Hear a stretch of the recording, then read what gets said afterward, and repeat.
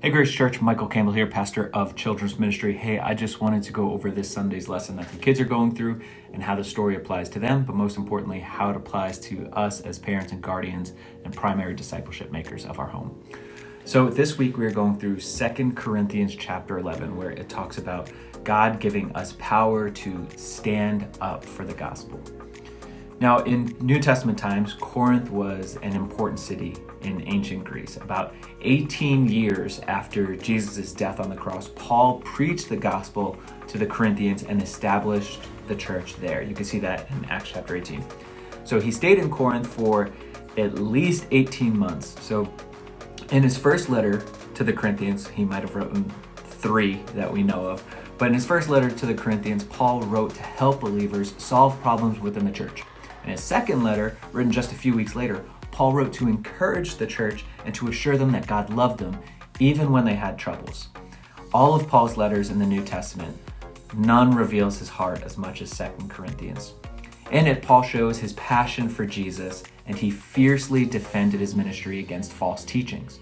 So we see that Paul wrote of the dangers that he faced as a disciple of Christ, stonings, beatings, imprisonment, hunger, hardship, but he also wrote of the comfort and strength to endure that Jesus gives to those who trust in him.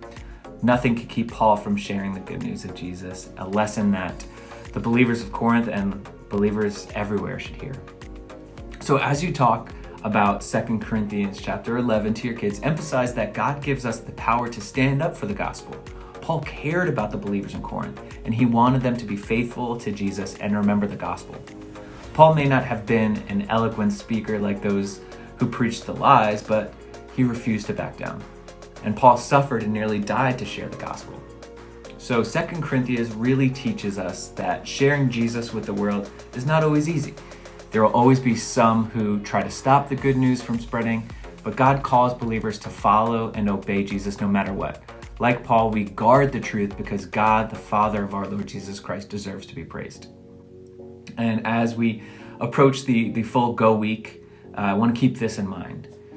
God gives people the power to stand up for the gospel. Even in different countries that might not be open to the gospel, Christians around the world are worshiping Jesus in their own styles and their own languages.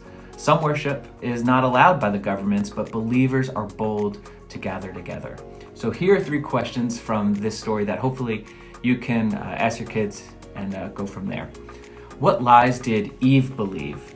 I want you to go to Genesis chapter 3 for that. Question 2, what lies about God are you tempted to believe? And last question, what would you say to someone if he or she claimed that the Bible isn't true? It's really important in Go Week to remember that we are called to go to the world. Yes, some will be globally, across the seas, wherever that is. But it's also in our own neighborhoods and to our friends and family. So hopefully you were encouraged and challenged by this lesson. But until next week, God bless and take care.